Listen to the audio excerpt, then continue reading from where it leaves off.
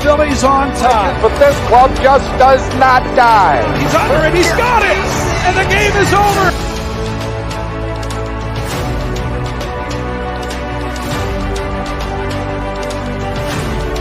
Hoskins swung on, crushed, and the Phillies are going to lead it 4-0. Just a towering fly ball to straightaway left.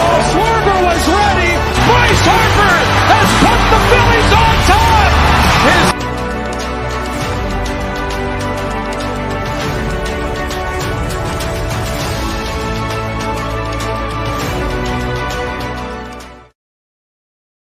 What is up, everybody? Welcome back to another episode of the Phrankly Phils podcast. I am your host, Adam Mack. We're going to get right into it. We have a big show on tonight. We are going to talk about the Phillies, obviously. We just entered September, the last month of baseball. Phillies are 5.5 games up in a playoff spot.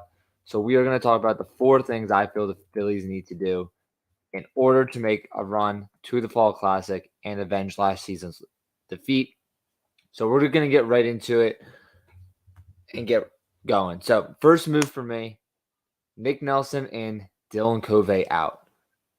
Let's kind of break this down just to 2 steps. Dylan Covey pretty much has been the weak link in the Phillies bullpen. Looking at the entire Phillies roster, the lineup and everything, the bullpen has been the weakest link. Now, don't get me wrong, the weak link of this team, like the bullpen, it has been historically bad. This has been light years better than what we've had in previous years. However, the bullpen still is not at 100% in my opinion. We can still make improvements. Now, a lot of the players in the bullpen right now are set in stone. You have Kimbrel, Alvarado, Sir Anthony Dominguez, Hoffman for me, Matt Strahm. Those guys I think are set in stone. But I still think the early parts of the bullpen, we're still trying to figure out. For me, Dylan Covey is not cutting it. He is not going to be the answer long term. When you kind of look at him, he's not coming in high-pressure situations. He's coming when the other guys, Alvarado, Sir Anthony, Matt Strahm, guys like that, they don't want to get their arms tired. Either the game is completely out of reach and the Phillies are up big, or the Phillies have dug themselves into a giant hole, and Dylan Covey is just going in there to try to not make things worse. So ultimately, he's not been a reliable pitcher. And when we get to the playoffs, he's not someone I'm going to trust in any situation. I don't care if we have a 5-run lead, a 1-run lead, or a 20-run lead. I want our best players out there. Now, is he probably going to make this team? Hopefully not. But for me, Dylan Covey is not cutting it. We can make improvements. The best thing for the Phillies, put the best team out there, and let's get as much depth out there. As we saw last year, a depth for a team is going to be a team's biggest ally. Phillies really struggled in that area last year. Probably one of the main reasons why we ended up losing the World Series is we were just outmanned. Adding Nick Nelson into the mix is the best path forward for the Phillies. Looking at him, he has the MLB experience. He has playoff experience. He was on all the NLCS, NLDS, the World Series rosters last year for the Phillies. Had some injury concerns at the start of the year. Went through rehab assignments, got to AAA, and he's been there all season. Looking at him in AAA, he's been the best pitcher for the Iron Pigs this season. He's primarily been used as a starter. However, we don't need the Phillies, have no need for him as a starter, and could be used as a reliever, something he did have experience with previous seasons. I think right now, adding him into the mix as a bullpen arm, he's a reliable pitcher. He's someone that has the experience. He's had success this season, and I think he's ready for that opportunity. And ultimately, it's much better than Dylan Covey. So I think adding Nick Nelson into the mix, taking out Dylan Covey, I think is going to be the best path forward for the bullpen.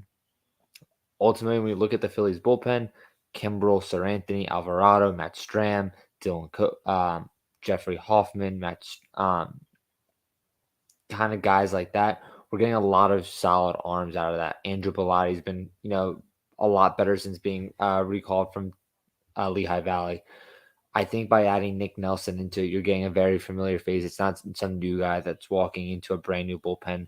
He's a reliable arm this year. Looking at him this year, he's just had his 7th quality start for AAA Lehigh Valley. He's 7-2 in 2023, a 3.45 ERA. He's been a solid pitcher. He's been reliable. He's not the guy to go 6-7 innings. Lehigh Valley can get 2 to 3 very strong innings out of him before he kind of starts to slip down just a little bit. Kind of what the Phillies are looking for. The bullpen games are done. We're not having any more of those. We have the starting pitching depth. Excuse me. But I think adding Nick Nelson into the mix, adding him into the rotation, adding him into the bullpen, it's just going to add a very reliable arm into the mix. So I think Nick Nelson in, Dylan Covey out needs to be the first move for the Phillies. I'm going to keep saying this over and over again. We need depth. We need reliable depth pieces on this team. Kind of shot ourselves in the foot last year during the playoffs as we had no pitching depth. We have it now. We have a handful of starters. Now let's focus on the bullpen. Let's get our best pitchers out there. Dylan Covey out, Nick Nelson in. I think of the 4 moves I'm going to talk about, this is the easiest one to get on board with. The stats don't lie. Watching him play isn't a lie. Nick Nelson is a stud right now. He can even be in contention for a starting role for next season. That's how good of a season he is having this year. But for right now, I think focus on the bullpen. He's a reliable arm. If you don't want to use one of the big arms in Sir Anthony Alvarado, Nick Nelson's the type of guy to step into that situation. Strong command of the strike zone, hard throwing fastball. I really like him. I think he'll bring a lot to the bullpen. And ultimately, Dylan Covey, he's just a warm body at this point. He's not being brought in any stressful situations. The games are usually out of reach. And even in those games where the Phillies are up big and he comes in, he makes the game very, very close. So he's too unreliable, too risky. I see no value in him right now. So I think Dylan Covey out, Nick Nelson in would help solidify that bullpen. Let's move on to the next part of the field. We'll go to the infield. One other area where I think we can improve. Cody Clemens in, Rodolfo Castro out. We'll start with Castro. Hasn't really done anything, in my opinion, to deserve getting optioned down. Hasn't been great. Hasn't been bad. Just kind of there. Ultimately, Phillies want to put the best 25 players forward in order to make this run to the World Series. I think we can improve with Castro with some guys we have down in AAA. Cody Clemens being one.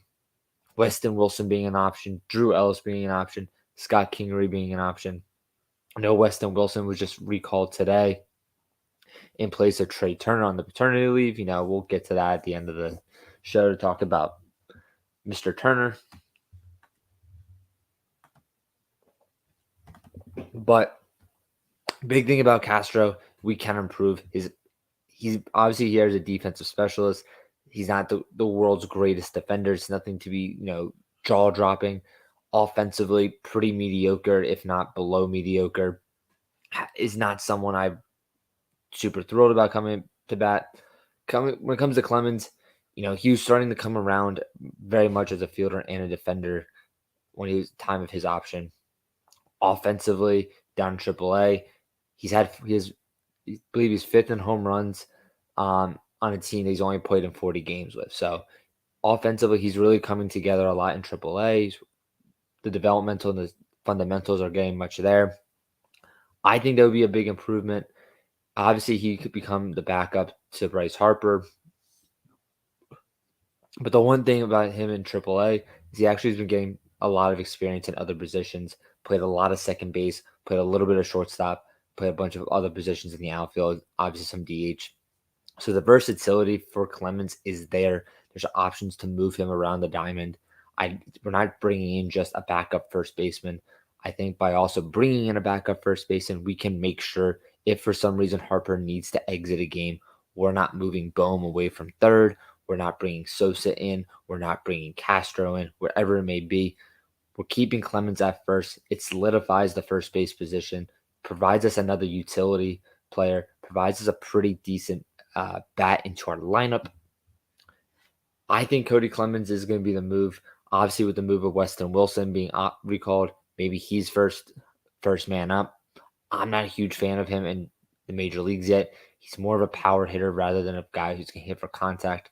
Clemens is more of a contact hitter who has the ability to hit the long ball. I like Clemens' bat more. I feel it's more consistent.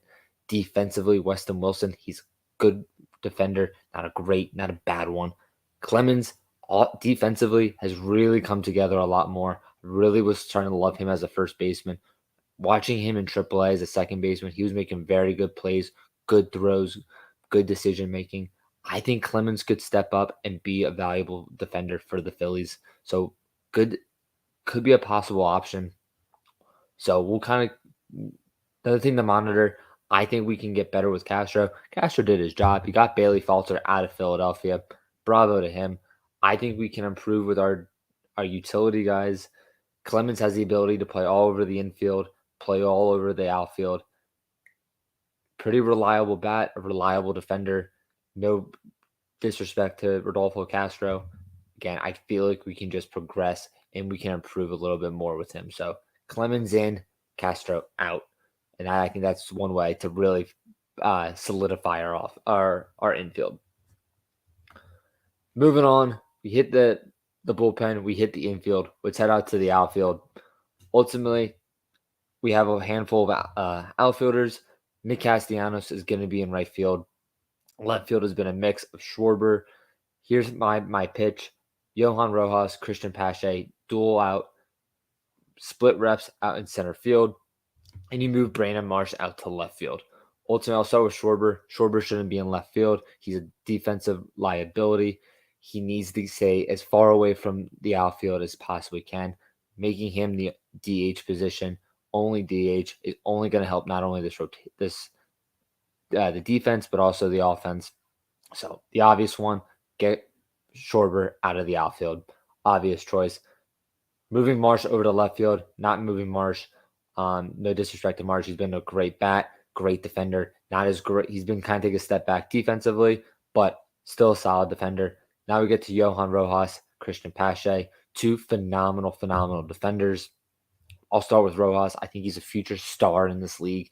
Not too young right now to kind of, make any decisions on him, but I really love the potential he is out there. He's incredible speed. He's incredible defensive skills already. Great, vision, great, command of the outfield. I really love Rojas. I don't feel his bat is quite there yet. I think he is still a few years away. Once his bat comes around, I think you have an instant superstar. Right now, he's one of the best defensive center fielders we've had since Shane Victorino. Quite possibly one of the best defensive center fielders in all of baseball. However, his bat's not quite there yet. The only way to continue to improve his bat is he gets more consistent at bat, more consistent reps. However, right now is not the time to do that. Moving on to Christian Pache, who I think is a just as good defender. And the big difference between him and Johan Rojas, he has a very consistent at bat. He's starting to come around a lot more. Good, strong command of the strike zone, power bat, good speed. Here comes my concern and why I'm saying they need to split reps. I am not convinced that Christian Pache is 100%. I think he is good enough to go, but he is not fully healthy right now.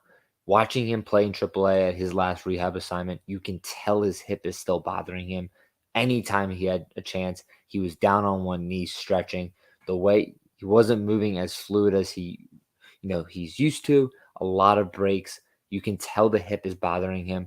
He had a lot of setbacks in AAA with Lehigh Valley. He was supposed to be recalled, a few weeks before.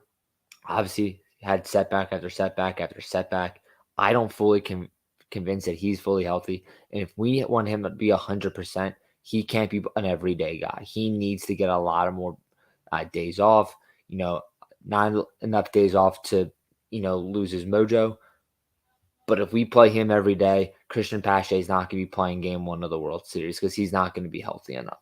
So I think splitting reps with Rojas allows him his development, gain some more confidence. We've seen it this year, just the at-bat the progression he's had throughout the season. He's only got more and more confident. It's going to do well for his development, but also allows Christian Pache to get that rest, let his hip fully heal, but also letting him contribute to this team, because ultimately I think Christian Pache at 100% is a much better option than Johan Rojas right now.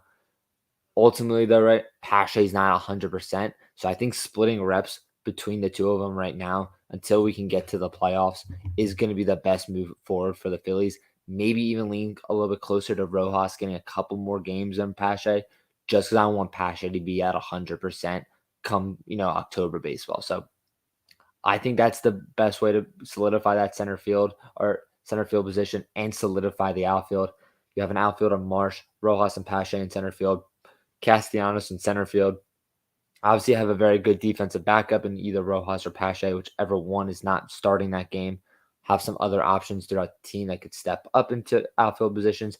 Obviously, you have Schwarber. I hope he never sees left field ever again, because ultimately we know how much of a weak link he is. But I think moving Marsh over to left field, who's still a very, very strong defender. We've seen him many games this season. Rojas has not played left field. Anytime Rojas enters a game, Marsh is headed over to left field. I think that's the best move forward for the outfield. You have a very strong defensive outfield right there. And ultimately, if Rojas can continue to contribute offensively, we're going to have a future superstar. But for right now, Pache needs to get that rest. Rojas needs that development. I think Pache right now, long-term, could be the option this season. But I'm not convinced that that hip is fully healed. And for the benefit of this team, the best interest, I think he needs to take a rest, and those two need to split reps as much as they possibly can. So we've talked about the bullpen, the infield, the outfield. Let's finish the show off talking about the Phillies starting rotation and how we can solidify that going forward. I'm going to just get it out there. Phillies have a very strong rotation, and we have a lot of options, which is something we've not said in many, many years. Last year, throughout the playoffs, we were running with a bullpen game. For majority of the season, we were running with a bullpen game. Phillies are currently working with a six-man rotation. I don't foresee the Phillies going into the playoffs with a six-man rotation. I expect at least one, possibly even two guys to head to the bullpen. But I'm going to start with the obvious person that I think is going to make it to the bullpen, and that is Michael Lorenzen. I think right now we need to transition Michael Lorenzen over to the bullpen, mostly so we do not tire his arm out. Looking at the Phillies starting pitching last season, one of the biggest issues once we got to this World Series with Houston is our starting pitching just lost energy. Their arms got tired. They lost their mojo. So I think now slowing Lorenzen down, not losing the energy, not losing the juice in him, transition him over to the bullpen. He won't throw as much. He won't give out so much energy. We ultimately know he's going to be a bullpen guy come this October. There's some fans out there that wanted to get super hyped up on him. He threw the no-hitter. And there's going to be fans for the next 5 years that only focus on the no-hitter. Exactly. We need so much strength in our bullpen. Starting pitching is going to win World Series, obviously, but bullpens are going to save this team. As much as I would love Wheeler and Nola and Suarez, all the starting pitchers to go 9 innings, ultimately that's not going to be a thing. Lorenzen, he's been used primarily as a reliever throughout his career. A little bit with Detroit, he started again to starting pitching, even with Cincinnati. Obviously, the first 2 starts he had with Philadelphia were phenomenal.